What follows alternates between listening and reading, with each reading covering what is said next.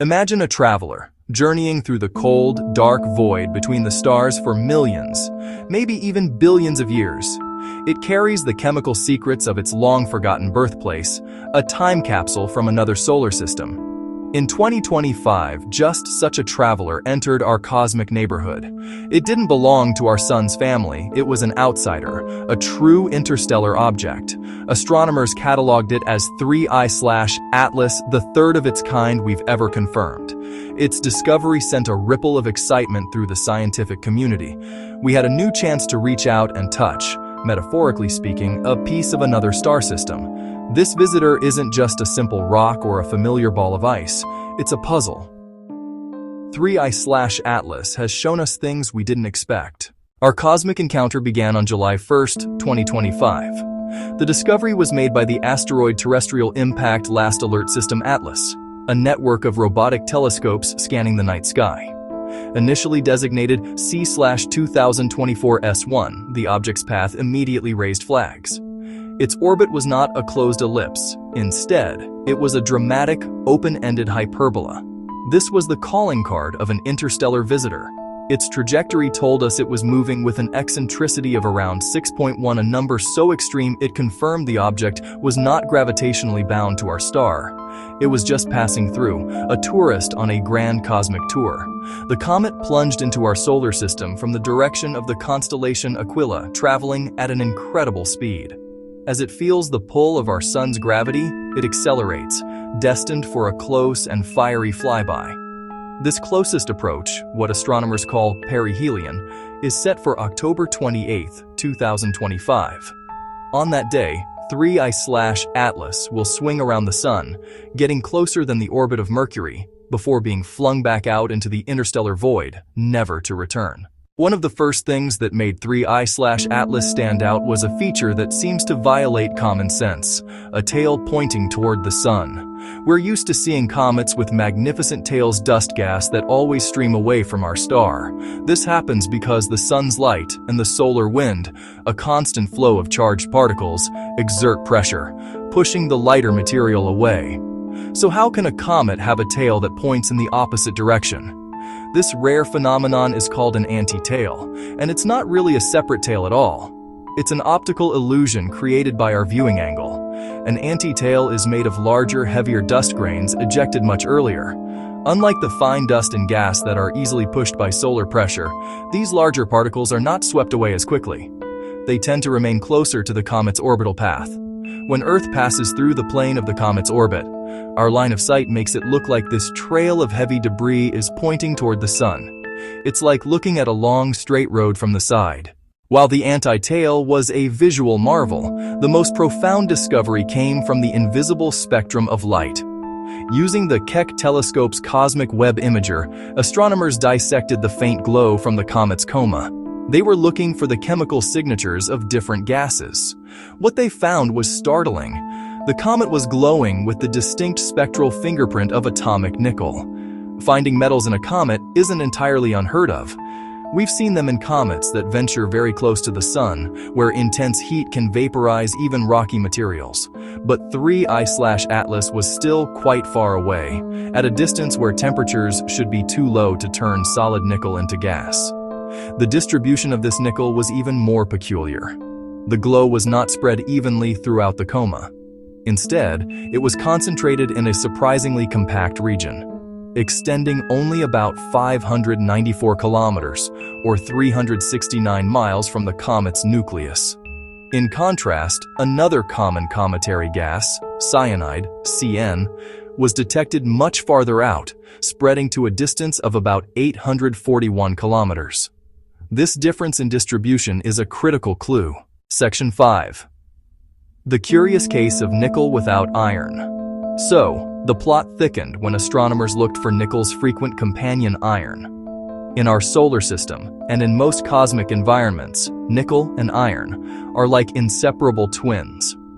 They are forged together in the hearts of dying stars, asteroids, meteorites, the rocky planets. If you find one, you almost always find the other nearby. Yet in the spectrum of 3I/Atlas, there was a clear signal for nickel, but no detectable trace of iron. This was deeply strange, like finding a single glove without its matching partner. This nickel-only signature defies expectations for metals in a comet. At the cold temperatures where 3I Atlas was observed, neither solid nickel nor solid iron should be able to sublimate. Beyond the mystery metals, the overall composition of the gas exhaled by 3I Atlas told its own fascinating story. Observations made in August 2025, when the comet was about 2.75 astronomical units from the Sun, revealed a surprising mix of ices. At this distance, the comet should still be quite cold, yet it was already highly active, spewing out a significant amount of gas. The dominant gas was not water, as is common for many comets in our solar system once they get closer to the Sun. Instead, it was overwhelmingly composed of carbon dioxide, making up about 87% of the total. Carbon monoxide was the next most abundant, at about 9%. Water ice accounted for a mere 4%. This composition is a telltale sign of an object that has spent most of its existence in the extreme cold of interstellar space. CO2 and CO are known as hypervolatile ices because they turn into gas at much lower temperatures than water ice. A comet rich in these substances will become active much farther out from its star. The dominance of CO2 and CO suggests 3I Atlas formed in a very cold region of its parent star's protoplanetary disk, or that it has been wandering the frozen void for a very, very long time. The comet was losing mass at a considerable clip. So, just how does this new visitor stack up against its interstellar predecessors? Our first visitor, Oumuamua, remains the strangest of all. It was a small, dark, reddish object that tumbled end over end.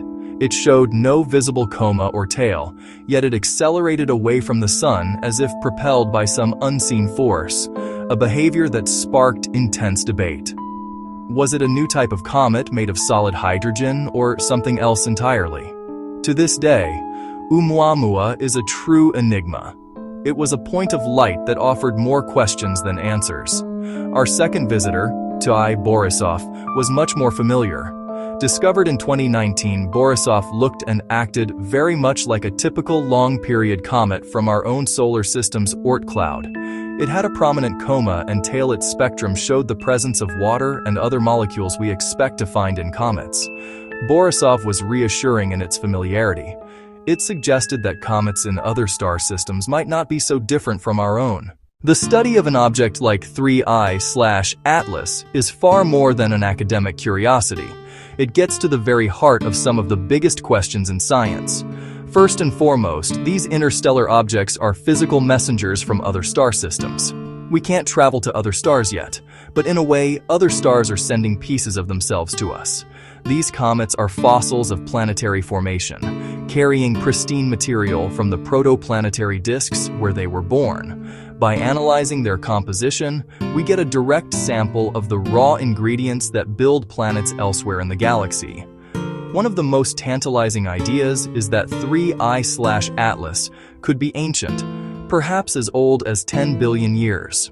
If true, it would be a relic from a much earlier epoch of the galaxy's history, containing material forged long before our Sun and Earth even existed. Studying such an object would be like cosmic archaeology, allowing us to probe the chemical conditions of the universe in its youth. Furthermore, these visitors are the ultimate test for our scientific models. Our theories about how comets work, how they become active, and what they are made of are all based on studying comets from our own solar system. When an object like 3I Atlas comes along with its strange gas ratios and metallic glow, it pushes our models to their limits. It forces us to ask new questions and consider new possibilities. This is how science progresses. As 3I Atlas continues its dramatic swing around the Sun, the scientific investigation is far from over. Its close pass by Mars on October 2, 2025, offered a unique opportunity. The high-rise camera on NASA's Mars Reconnaissance Orbiter was positioned to capture much higher resolution images than Earth-based telescopes. Though some data acquisition was complicated by terrestrial issues like government shutdowns, the potential for sharp images of the comet's inner coma remains. ESA's JUICE mission to Jupiter may observe the comet. NASA's Juno orbiter may also observe the comet. Late 2025 into early 2026 is the expected observing window as it recedes. Ground-based telescopes will keep tracking it. Space telescopes will keep tracking it. The comet will heat up during perihelion and then cool down on its way back out. These observations are crucial to see how activity changes with temperature. Will the nickel signal get stronger or weaker? Will we finally detect iron as the comet gets hotter? Will the ratio of water to CO2 change? Every new piece of data will refine our models and answer pressing questions. The story is still being written, photon by photon. Of course, the most provocative question, raised by a minority of scientists like Avi Loeb, is whether there's any possibility of an artificial origin. Loeb placed 3I Atlas at a 4 on his 10-point scale for potential technological signatures. While the vast majority of astronomers are confident natural explanations will suffice, the conversation itself shows how perplexing this object is. It boasts a rare anti-tail that seems to defy logic by pointing toward the sun. It glows with the light of metallic nickel in a way that confounds our understanding of how comets release their contents, extending only about 594 kilometers. In contrast, spreading to about 841 kilometers. Sunlight would then quickly break it apart through a process called photodissociation, releasing the nickel atom, which would then briefly glow before being ionized and swept away. Polycyclic aromatic hydrocarbons. A nickel-Pa complex would be more volatile than pure metal. Instead, it was overwhelmingly composed of carbon dioxide, carbon monoxide. Water ice accounted for a mere 4%. The Vera C. Rubin Observatory is expected to find potentially dozens of interstellar objects every year. This will transform the field from one of single case studies to one of statistical analysis. As we await more data from this visitor and anticipate the discovery of many more like it, we are filled with a sense of wonder. The universe is not just stranger than we imagine, it is stranger than we can imagine. And every new messenger from the stars helps us read another page of its grand, unfinished story. If you liked this and more, like and subscribe for daily content.